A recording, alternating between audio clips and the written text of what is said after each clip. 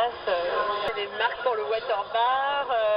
Et après, à l'époque, il y avait quelqu'un qui s'appelait Milan, qui était assez important pour la mise en place de la mode, surtout. Et je travaillais avec lui pour le choix des objets. Et surtout, je m'occupais des jeunes créateurs et je m'occupais déjà des expos, des livres, la partie mezzanine qu'il y avait à l'époque au premier étage. J'ai la chance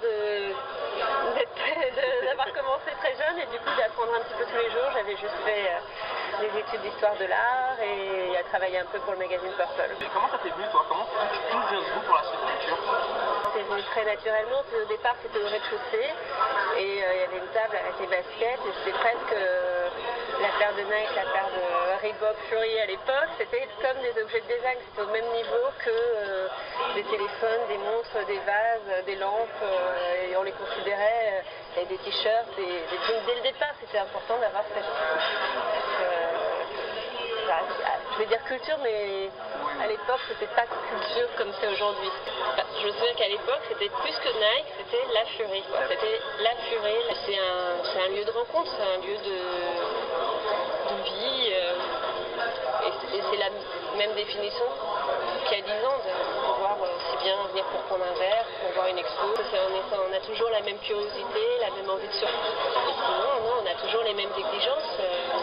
On n'essaye pas d'être partout, c'est vraiment des hasards. C'est pas tant que ça une légende, 800 emails par jour, c'est pas loin. C'est pas loin. C'est mon gros problème, mais en même temps, effectivement, ma vraie source de travail, c'est vraiment d'être connecté sur Internet. Et voilà, d'essayer d'être à l'écoute via les emails, via les sites, via les magazines, via des gens qui me parlent d'un truc. C'est vrai que quand on me parle d'un truc, en général, il y a beaucoup de choses qui me passent par une oreille et qui sortent par l'autre, mais en général, j'essaye de me faire ma propre opinion. Et du coup, parfois, c'est un souci de suivre autant de choses, parce que c'est pas que le sportswear, c'est la même chose pour la mode, c'est la même chose pour l'électronique, pour dans plein de domaines. Et du coup, c'est vrai que c'est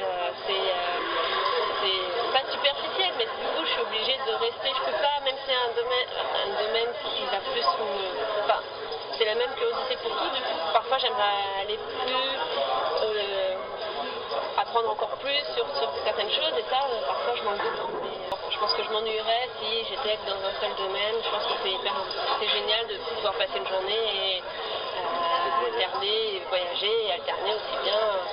C'est vrai que je prends plaisir à trouver une nouvelle marque de beauté, de vie, une marque de t-shirt, oui, mais parce que je vois pas la différence, c'est pas un travail, souvent c'est un côté négatif, et en même temps c'est ma vie, c'est d'alimenter ce magasin, de faire se rencontrer des gens, des marques, et voilà, donc je fais pas trop la différence. C'est vrai que j'ai pas des horaires de fonctionnaire.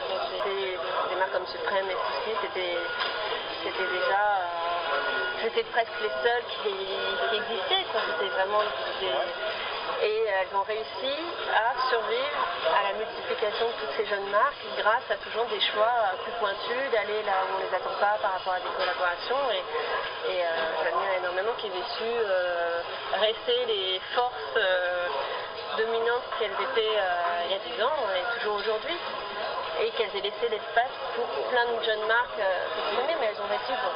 Bape, c'est un petit peu différent. Pour moi, Bape, effectivement, à moins gérer cette image un peu sélective que peut avoir Suprême.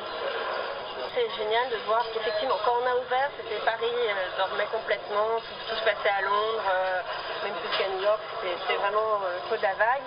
Et en quelques années, Paris a trouvé vraiment une super dynamique, une énergie, avec même des nouveaux restos, des nouvelles galeries, des vrais quartiers qui se créent, et des nouveaux magazines, des nouveaux médias, et pareil en Internet, et pareil en boutique. Donc ça, je voyage pas tant que ça, mais c'est vrai toujours, pas moins, enfin vraiment, tellement on a besoin d'être là aussi, donc il y a un peu le parcours habituel, mais Tokyo reste toujours inspirant, et récemment Hong Kong, je dois avouer, même si c'était très court, il y a vraiment plein de choses qui se passent, et c'est vraiment né de cet espace, et ça bougera pas.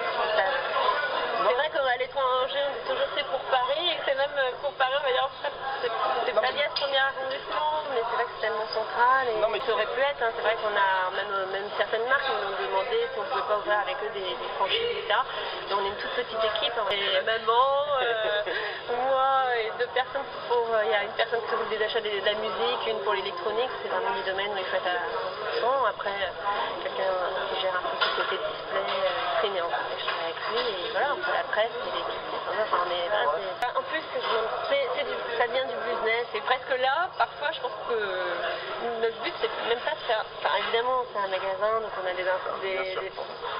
c'est quand même des résultats économiques à faire, mais d'un autre côté, parfois on va refuser des marques qui pourraient peut-être se vendre, mais parce qu'on n'aime pas, on fonctionne toujours au coup de cœur, c'est très spontané et instinctif, donc voilà, on a avant tout envie de se faire plaisir en même temps qu'on essaye de faire plaisir à nos clients. Donc je travaille pour que le magasin soit le mieux possible, et donc ça veut dire que c'est un renouvellement sans cesse. On change les vitrines toutes les sans arrêt, et on a envie qu'on va présenter des nouvelles marques ou des nouvelles collections de marques qu'on aime bien, et c'est plus inspiré de... J'adore personne ne comprend parce que c'est un peu trop bizarre. Et la multiplication des marques, c'est vrai qu'on a ouvert, il y avait bon, t-shirt, on n'en parle même pas tellement ça multiplié, mais même en basket, des marques qui essayent de faire. C'est vrai qu'on n'a pas une surface non plus extensive, mais on n'y pense pas comme on n'achète pas en disant tel budget ou tel espace, comme ça change toutes les semaines. On compte pas, donc on continue d'acheter ce qu'on aime. Mais c'est vrai que parfois l'espace sature. Revenant de Hong Kong, donc le Silly Thing m'a vraiment bluffé, la boutique elle-même, et je pense parce que on est mal informé sur ce que c'était, parce que pourtant je connaissais déjà Ticket, on travaillait avec lui pour les magazines Cream et Milk, mais tu vois, j'étais allée à Hong Kong la fois d'avant, c'était il y a 5 ans, donc ça a ouvert il y a 1 an, et j'avais pas vu pas relevé sur internet à quoi ressemblait cette boutique, mais l'idée que ça soit à ce point-là la façon dont les produits sont présentés, les collaborations qu'il a pu faire, j'ai bluffé. Donc bien sûr, hop, ça y est, on travaille avec lui et on va recevoir les t-shirts très prochainement, et je rappelle qu'il n'y a aucun autre magasin dans le monde à part Thing, et ces t-shirts sont produits à 50-80 exemplaires maximum. Donc, franchement, j'avais envie que plein de gens le voient, parce que je pense que c'est un exemple, la façon dont le magasin est tenu, isolé de tout, et parfois c'est une force, quoi. Et quand on a ouvert, bon, c'est pas du tout pour comparer, je sais pas pourquoi je dis ça, mais les quartiers évoluent énormément. Quand on a ouvert ce quartier-là, c'était rien, quoi. C'était ni le Faubourg, ni les Halles. Il y a 10 ans, je pense pas qu'on penserait qu'on serait encore là il y a 10 ans. C'est plein de gens prévoyaient un avenir très néfaste au magasin. Et tu penses que tu seras là dans 10 ans? Je pense pas. Je pense. En réel ou en virtuel, je parle. Ouais. Ah, en virtuel, sûrement. En virtuel, sûrement, parce que bon, on a créé quelque chose, et on voit que voilà, il y a encore plein de choses qu'on a fait et tout ça. On se pose pas trop la question, et on commence à se la poser, et peut-être qu'il y a d'autres, c'est bien. On avait fait à Tokyo Colette Miss comme des garçons pour 6 mois. C'était une très bonne expérience. Après, d'ouvrir un magasin, là j'en ai non, parce que c'est pas le but, et on faisait plein de fois, et ça pourrait être pour Paris. Mais pourquoi je sais. And she claims she only with me for the currency. You cut me deep, bitch, cut me like surgery. And I was too proud to admit that it was hurting me. I never do that to you, at least purposely. We breaking up again, we making up again, but we don't love no more. I guess we fucking then. Have you ever felt you ever want to kill her? And you mix them emotions with tequila, and you mix that with a little bad advice on one of them bad